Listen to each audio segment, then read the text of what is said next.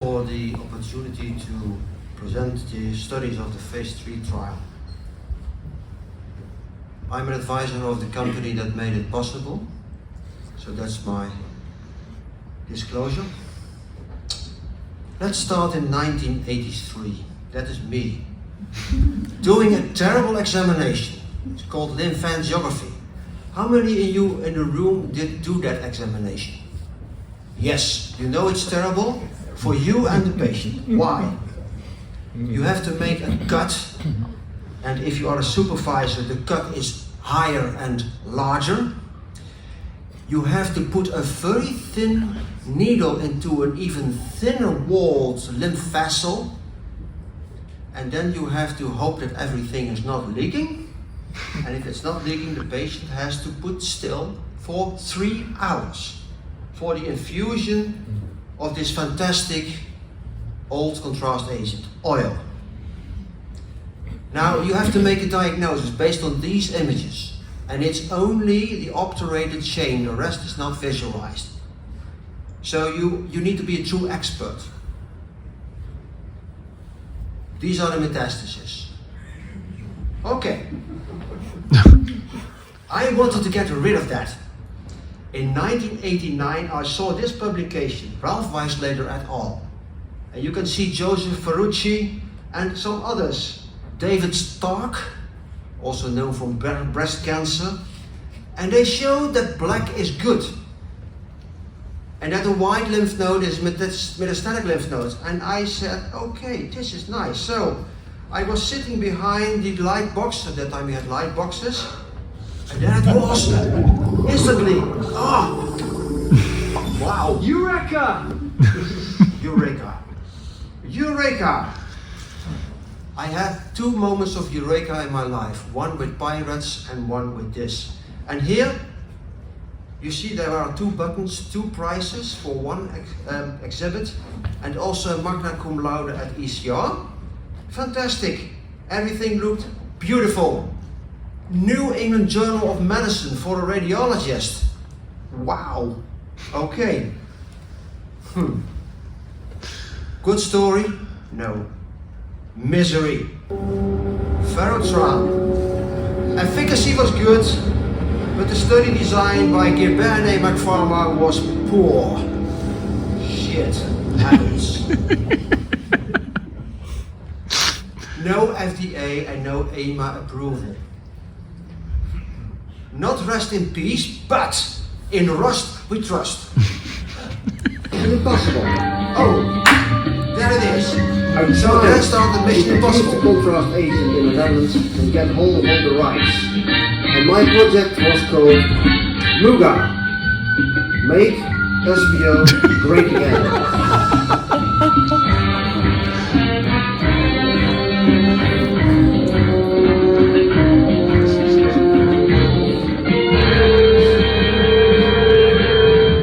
Big bottle, a small guy. So, in 2020 we started the Phase 3 trial. It was a prospective open-label, single-arm Phase 3 trial in 15 centers and recruited 160 patients. Population intermediate to high-risk prostate cancer scheduled for extensive pelvic lymph node dissection. Primary endpoints: superiority for sensitivity of what I call macrophage-MRI versus unenhanced MRI, and non-inferiority for specificity. That was important. We had some secondary endpoints, among others, which is the distribution of lymph nodes missed by EPLND. I will come to that a few minutes later. And the detection of small lymph nodes, smaller than 5 millimeters. We used 2 sequences, actually 3 sequences, 2 3D sequences, T1 weighted and a T2 star weighted, with a high resolution, 0.73 millimeters isometric, and a T1 weighted MRI at 3 Tesla. MRI. The timing was an unenhanced MRI, a ferumoxtran MRI, and what I saw from the study in 2008 in Lancet Oncology, I saw that the surgeon is not removing all the lymph nodes. So we said, how can we test that? is the gold standard the silver handicap? Surgeons say, no, no, no, we remove all the lymph nodes, but don't say that to Jelle Barentsz. I want to check to know that's science. So we did an unenhanced post-surgical MRI. Okay, good. They were all experienced surgeons. And we did a meticulous histopathology, detailed serial sectioning, size measurement of lymph nodes. It was standardized. That's important. A black lymph node on T2 star or dark gray on T1 is nothing, it's good. If you have a white lymph node, either partially on T2 star or gray at the T1 weighted sequence, that was what we call positive, and we also included the equivocal lymph nodes as being positive. Here you see the first primary endpoint, 23 versus 7.7%, significantly better. The first primary endpoint sensitivity was met. An example, this is a 3 mm partially invaded lymph node, level of suspicion 2.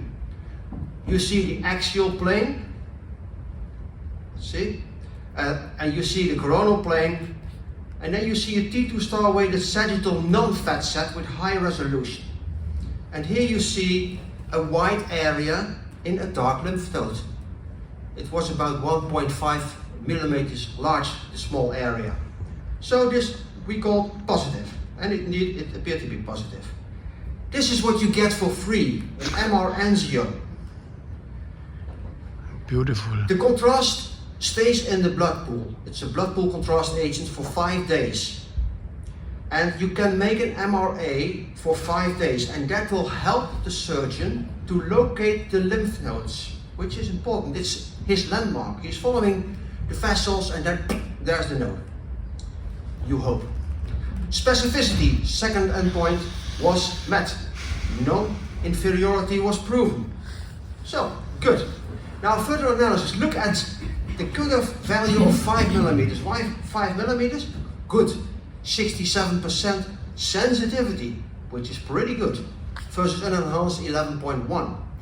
Why 5 mm? Because the cutoff value of the lowest size of a lymph node that you can recognize with PSMA-PET CT is 5 mm. So that's why this is important. So you have a high sensitivity, which is most probably better than PSMA-PET CT. High specificity, equal to PET CT.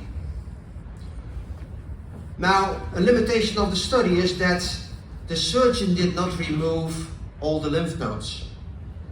And we saw in the obturated fossa 56% of the nodes removed, external iliac 35%, 1 out of 5 in the internal iliac area, and even worse in the common iliac area.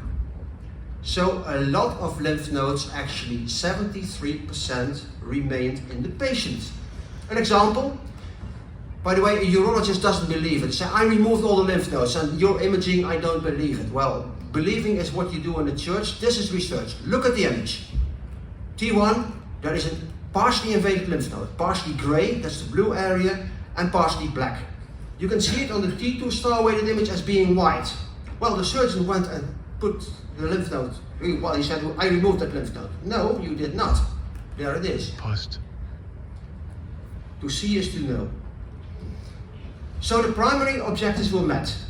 Significantly greater sensitivity and non-inferiority of specificity. That's important. Now, what about the 5 mm detection gap of PSMA-PET CT? This is what we do with conventional imaging. Cutoff size 8 mm. Below, we are bad. PSMA-PET CT, below 5, you're not that good. Now there is a detection gap. We've shown with this study that most likely macrophage-MRI is to fill that detection gap as of 2 mm. If you go, by the way, to 7 Tesla, we published that also, but not in this trial, you go to 1 mm, but not every patient is going to 7 Tesla.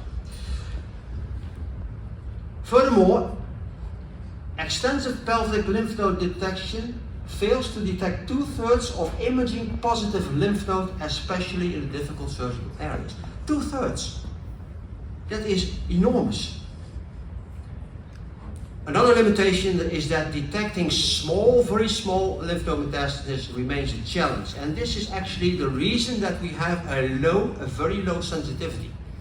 Because for some reason, in this study, we had a high number of very small lymph nodes.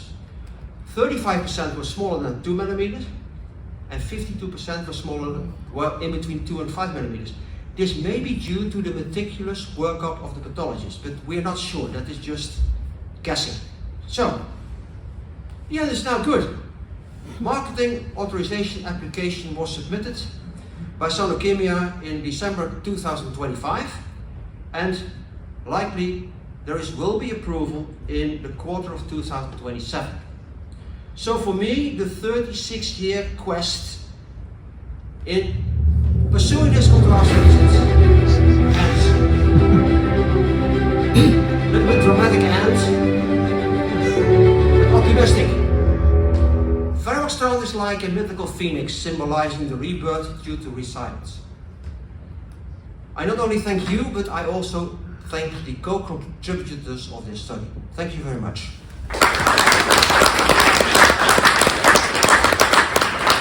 Now I'm a little bit afraid because the president of the ESUR is going now to combat me. Wow. Don't forget that I'm a past president. With the head, I hope. So first of all, Jelle, before I start tickling you a bit, let me first of all thank you very much for finally having this study. We've been waiting for it for more than 20 years. And the reason is quite simple. We are so bad at lymph node staging. We have to face it. We've been using, can you believe it? We've been using a size criterion forever. Then we used DWI, didn't help. Then we had choline, PET-CT, helped a bit. And now we have PSMA, and that's our gold standard. And it's in the EAU guidelines for recurrence detection. It's also in the guidelines for primary detection in intermediate and high risk. But as Jelle said, it has a detection limit in that it doesn't find these very small lymph nodes. 4 or 5 millimeters is the margin, is this threshold. And USPIO goes below that, which is good news. It's actually a precision instrument to find these micro-metastases within the pelvis. It's very good, and potentially it will also be possible to use it as a non-invasive technique instead of the pelvic lymph node dissection, which is still the current gold standard. So that would be very good news if we would reach this goal. Now, there are some challenges and some tickling to do. Jelle, first of all, well, the technique, it's a phase 3 trial, only in a few centers, but it needs broader dissemination, of course. We need more radiologists who do this. There are, I think, also a number of organizational hiccups that you will have because there's the injection of USPIO first, and then you have to wait 24 hours, then you have to scan. So that's all operational. It can be solved, that's not a big problem, but expertise will be very needed because this is a high precision instrument, and a precision instrument needs precision operators. So training will be very needed. I've seen Jelle doing these USPIO MRIs. I've seen my colleague Peter, who was also in the multi-center study, doing this. It's not easy to find these very small lymph nodes, and if you're talking about lymph nodes of 1 millimeter on a 7 Tesla machine, wow, that's very difficult to find. So training will be extremely important. There's also the cost thing. USPIO will not be for free, so the cost and the benefit will need to be balanced. So this is all things that will need to be explored in the next few years.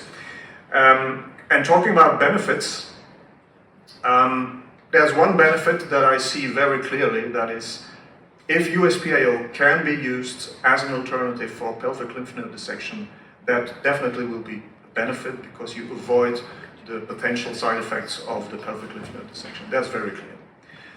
The second one is what will be the oncological benefit? And that's more difficult. And it doesn't matter whether you are talking about USPIO or PSMA-PET, because PSMA has the same thing. What we have now are patient cohorts that are non-metastatic, you have oligometastatic, and you have polymetastatic. And all of them are defined on the basis of old staging tools, CT and bone scan. That's what we have. And all the treatments are based on this kind of old staging. If we now use PSMA, or even better, if we now use USPIO, these cohorts will be different, because the patient formerly called non-metastatic will now become oligometastatic, and oligometastatic will become polymetastatic. So you have a stage shift. And we have to find the correct treatments for these new cohorts. And this, so actually this is a story in 2 chapters. The first chapter now has been written by Jelle and his co-workers, which is very good. We do have a tool, precision tool, for finding these very small lymph nodes. The second chapter will be to find the correct treatment regimens for the cohorts that will be defined with this tool, with this precision tool. So Jelle. Yes, you're absolutely right. Training. If you are a baby and if you want to walk, it's difficult. You need to train. But if you want to walk, you have to train. Otherwise you won't walk. So we must train. Fortunately, we have a nice team which provides training when the contrast agent becomes available. So you buy the bottle plus the training. And that the training works, we have seen at the 15, you said that just a few centers, 15 centers, that's a lot for a multi-center trial. And it worked only after a few hours of a basic training. The same way we train pirates, which is also difficult. And we managed to do that. We have the tools, in the ESUR we have the tools. You have a certificate of prostate cancer, MRI. Well, we may probably make a certificate of SPO MRI, ferumoxtran MRI. I'm not kidding. Training can be done. Also, we've seen in the past, not published, but in the past, that AI can be helpful. We have to see how that works. So training, okay, yes, you're right, but it is provided in a good way. Second, cost. I don't know whether you've seen my scientific exhibit on the cost effectiveness of this agent. And we compared 3 things. Current surgery, we compared that with PSMA-PET CT and with macrophage-MRI. Lifetime cost of surgery is per patient and Markov modeling, so we calculated everything that can be done. The primary cost, but also the cost of metastatic disease, etc., etc. So everything. There is a gain of 10,000 euros per patient. Surgery versus macrophage-MRI. And the gain between PSMA-PET CT with the current sensitivity and specificity and the current price is about 2,500 euros. So it's less expensive. Looking at the price of PSMA-PET CT is around 1,600 to 1,800 euros. The price in the starting of a MRI with this contrast is likely to be under 800 euros. So, no, I don't think you're right. It is expensive, yes, but look at the real cost-benefit ratio. Look at the exhibit. Stage shift, yes. We have seen that with pirates. We've seen that with prostate MRI. We've seen a stage shift. Tumors that used to be a 3+3 due to poor blind biopsy now are 3+4. 3+3 is becoming 3+4, the Will Rogers effect. So yes, we have to learn to live with that. Andrew Vickers has published this very extensively, and he is right. Nonetheless, we should not wait for the prospective trials in 10 years, because in 10 years a lot of patients will die. We just have to be aware. Yes, I heard your warning. And yes, we have to use that. We use that information. Clinically now already, the radiation oncologists, they are jumping to get this agent. Already in 2008, when I was doing a limited number of patients, Mac Roach, the big radiation oncologist, he has sent about 60 patients to my place with a PSA recurrence after prostatectomy, and he wanted to treat them selectively. 50 of those patients, I'm talking about now almost 20 years ago, are still alive, and they had a recurrence. So he was very, very, very, very happy that he could do now selective radiation. We have now the MR-Linac. So with MR-Linac, you can get you see the lymph nodes early on and you just blast them away. So that was a great discussion. Thank you. And maybe we could thank both our speakers again for such a